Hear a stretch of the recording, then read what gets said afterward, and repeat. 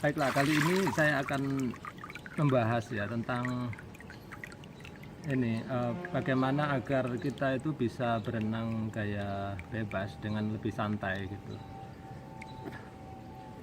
Sebelumnya, oke, dari awal mungkin ada yang melihat aneh ya, di sini kok ada benang di kacamata saya. Ini kacamata yang jenis kacamata yang saya bagi-bagikan ya nanti lewat giveaway. Biasanya kalau saya lagi live, ini benang sengaja nggak saya potong. Sebenarnya dia untuk ngejust antara jarak mata, terus saya nggak potong karena apa? Sering kadang orang pinjam sama saya, jadi kalau pas matanya beda sama saya terpaksa harus di-adjust. Akhirnya lihat benangnya masih ada kayak gini ya.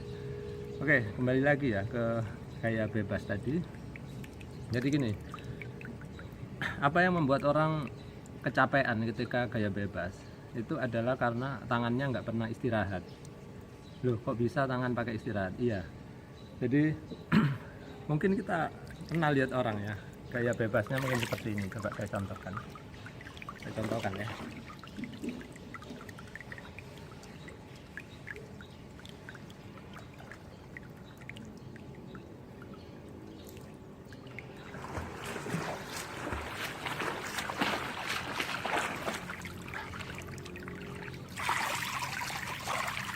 Gaya yang kayak gitu itu sebetulnya salah. Jadi mungkin anda pernah melihat orang seperti itu. Itu kalau kita bilang itu gaya bebas atau gaya kali gitu ya, karena sibuk banget terus pasti nggak akan tahan lama lah gitu. Padahal kita maunya renang itu kan dengan usaha sesedikit mungkin kita bisa jauh gitu ya renangnya. Jadi bagaimana caranya? Coba lihat kembali tutorial saya tentang gaya bebas gitu. Tapi prinsipnya, ini yang saya hanya mau mengulang prinsipnya aja untuk mengingatkan ya, bahwa ketika kita berenang, posisi dasar itu harus diingat. Posisi dasar itu adalah lurus. Jadi awal luncuran pasti tangan dua-duanya selalu lurus. Kemudian di setiap fase renang itu selalu ada posisi tangan yang dua-duanya lurus atau salah satunya lurus. Di saat itulah kita sedang istirahat tangan kita, baik itu gaya dada maupun gaya bebas ataupun gaya kupu-kupu maupun gaya punggung.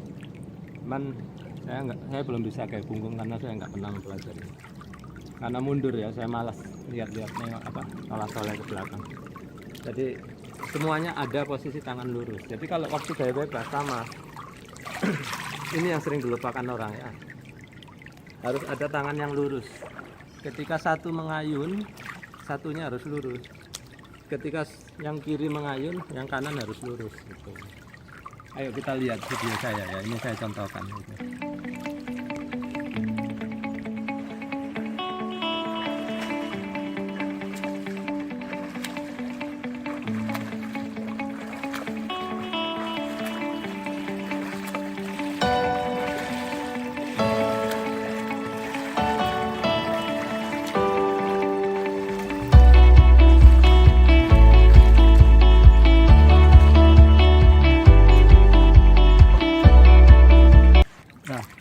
Tadi di video tadi nampak bahwa tangan saya selalu salah satunya itu lurus gitu.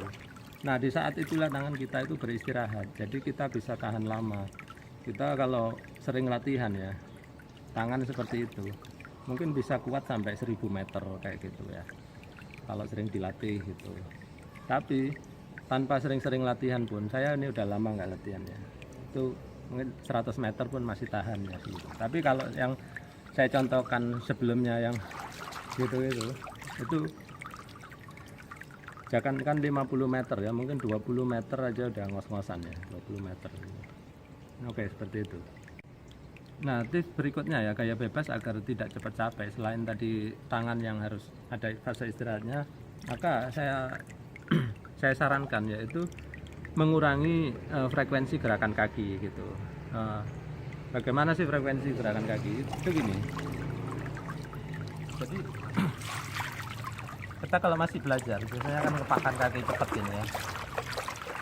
Nah, nanti kalau pengen renangnya lebih santai, gerakannya satu gini aja, kayak gini pun udah cukup ya, bisa kita renang bebas dengan kaki seperti itu. Oke, awal-awal memang susah, jadi untuk anda yang masih pemula nggak apa-apa yang frekuensi cepat tadi, tapi nanti begitu sudah dirasa mulai lancar, kurangilah frekuensi kaki itu. Nah, ada sedikit kesulitan dari orang yang biasa frekuensinya cepat kemudian dilambatkan ya kakinya. Karena apa? Biasanya kalau terbiasa cepat terus dilambatkan, dia kakinya akan cenderung jatuh. Nah, biar nggak jatuh, biasanya nih, dulu pengalaman saya ya, dulu saya pakai swimming fin ini. Jadi ini dipasang di kaki. Nanti ini swimming fin ini berfungsi untuk menahan agar kaki saya itu nggak terlalu jatuh ke bawah gitu. Jadi menjaga badan saya tetap streamline ya, tetap lurus di sepanjang permukaan air gitu. Nah, swimming fin pun ada macam-macam, ada yang seperti ini, ada yang seperti ini. Kalau ini bisa di-adjust ya. Sebetulnya ini mungkin untuk nyelam atau snorkeling, sama saja ini juga. Tapi bisa dipakai untuk kita membantu latihan renang seperti tadi. Tuh. Bagaimana sih pemakaiannya? Tadi ya sudah saya contohkan.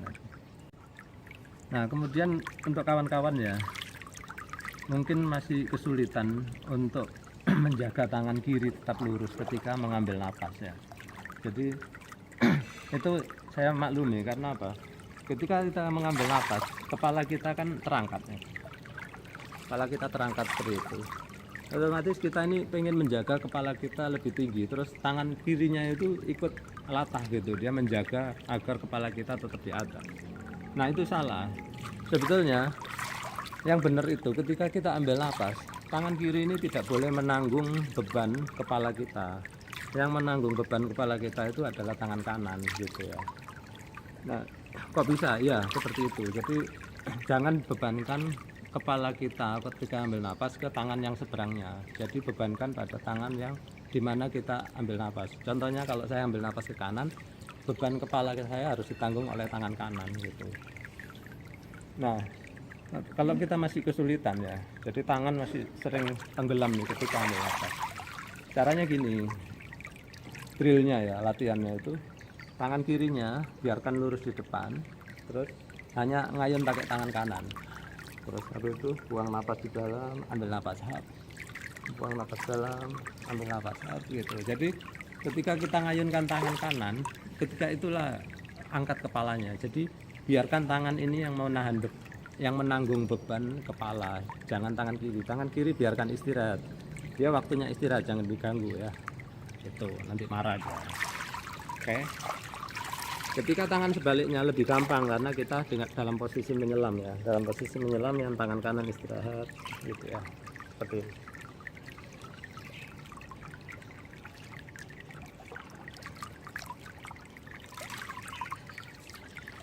Seperti itu ya. Oke, kalau kita praktekkan renang seperti video berikutnya, silakan dilihat.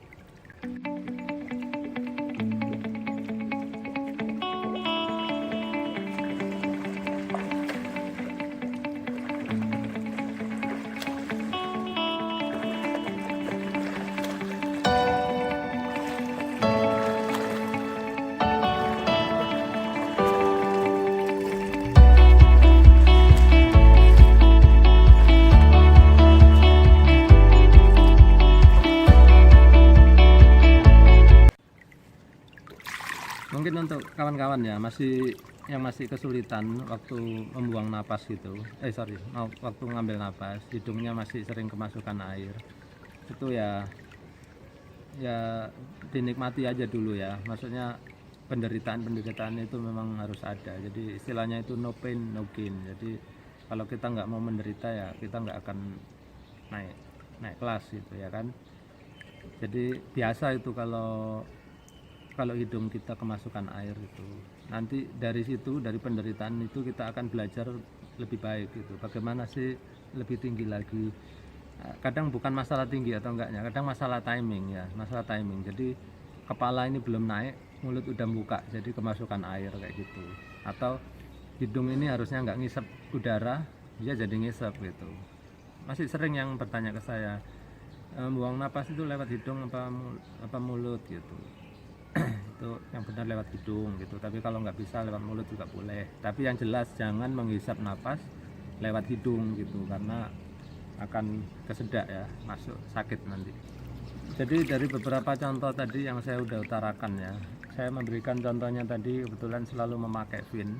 Jadi terus sampai kapan kita tergantung pada fin? Sebetulnya kalau kita emang sudah merasa bisa, coba aja kita ketika dilepas finnya, bagaimana kaki kita, apakah udah bisa slow seperti yang kita harapkan. Kalau belum bisa, pakai lagi gitu.